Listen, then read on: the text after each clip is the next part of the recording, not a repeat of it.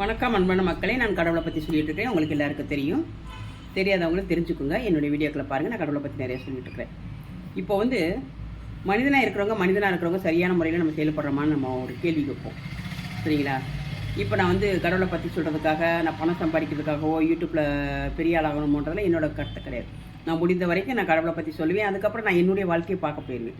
யூடியூப்பில் சம்பாதிக்கின்றது என்னுடைய வேலை இல்லை. சரிங்களா? மக்களுக்கு சொல்ல வேண்டியதான் என்னுடைய வேலை. நான் முடிந்த வரைக்கும் எவ்வளோ நாளைக்கு சொல்ல முடியுமோ அவ்வளோ சொல்லிவிட்டு நான் என்னுடைய வேலையை பார்க்க போயிடுவேன். சரிங்களா? யூடியூப்பில் நான் சம்பாதிக்கிறதுக்காக வரல. ஆனால் நான் சம்பாதிக்க வந்தது மாதிரி நிறைய என்னை பேட் கமெண்ட் ஒரு குறிப்பிட்ட ஒரு ஆட்கள் பேட் கமெண்ட் போட்டு என்னை விரட்டணுன்ற முடிவில் பேட் கமெண்ட் போடுறாங்க.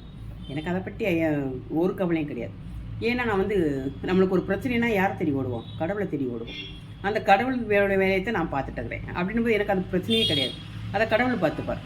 அவங்க யார் கெட்டது பேசுகிறாங்களோ, கெட்டது அவதூறு இதெல்லாம் பரப்புகிறாங்களோ அவங்கள கடவுள் பார்த்துப்பார். உண்மையான கடவுள் அவர் பார்த்துப்பார். எனக்கு அதை பற்றி ஒரு துளி கூட கவலை இல்லை. எனக்கு என்ன கவலைன்னா, என் லைவில் ஒரு 1000 பேர் கூட வராங்கன்னு வச்சுக்கோங்களேன். 1000 பேர் வர்றவங்க யாராவது ஒருவர் தான் அந்த அக்காவங்க அப்படி பேசாதீங்கன்னு சொல்கிறாங்க. ஆனால் வர்ற அனைவரும் நின்று தான் வேடிக்கை பார்க்குறாங்க. சரிங்களா? இது மிக தவறு. யாராக இருந்தாலும் இப்போ ஒரு 4 பேர் கமெண்ட் போடுறாங்கன்னா இருக்கிற 10 பேர் சேர்த்து கமெண்ட் போட்டால் தன்னாக்கில் அவங்க வெளியில் ஓடிடுவாங்க. அவங்க அந்த செயலை செய்ய மாட்டாங்க. இது யாருமே செய்ய மாட்டேங்கிறாங்க. சரிங்களா? அவங்களுக்கு வந்தால் தான் வலி, அடுத்தவங்களுக்கு வந்தால் வேடிக்கை. அப்படித்தான் காலம் போயிட்டுருக்குது. மக்களை இதை மாறுங்க. யாருக்கும் எனக்கு நியாயம் தேடி கொடுக்குறதுக்குலாம் அதுக்கெல்லாம் நான் கேட்கல. எனக்கு கடவுள் இருக்காரு, நான் பார்த்துப்பேன். என்னோட பவர் வேலை பார்க்கும், என் சொல் வேலை பார்க்கும். அது எனக்கு அதை பற்றி கவலை இல்லை. இது மாதிரி யாருக்காக இருந்தாலும் நீங்கள் இப்படித்தானே கை கட்டி வேடிக்கை பார்ப்பீங்க. கை கட்டி யாராக இருந்தாலும் வேடிக்கை பார்க்காதீங்க. சரிங்களா? நம்ம முன்னாடி ஒரு அநியாயம் நடக்குதுன்னா நம்ம கண்டிப்பாக நின்று கேள்வி கேட்கணும். நீங்கள் ஒரு 4 பேர் கேள்வி கேட்டிங்கன்னா இருக்கிற 2 பேரும் ஓடிடுவாங்க. இப்படி விரட்டினா தான் அநியாயம் நடக்கிறது, அக்குறம் பண்ணுறது, இந்த மாதிரி ஆளுகள்லாம் கொஞ்சமாவது திருந்துவாங்க.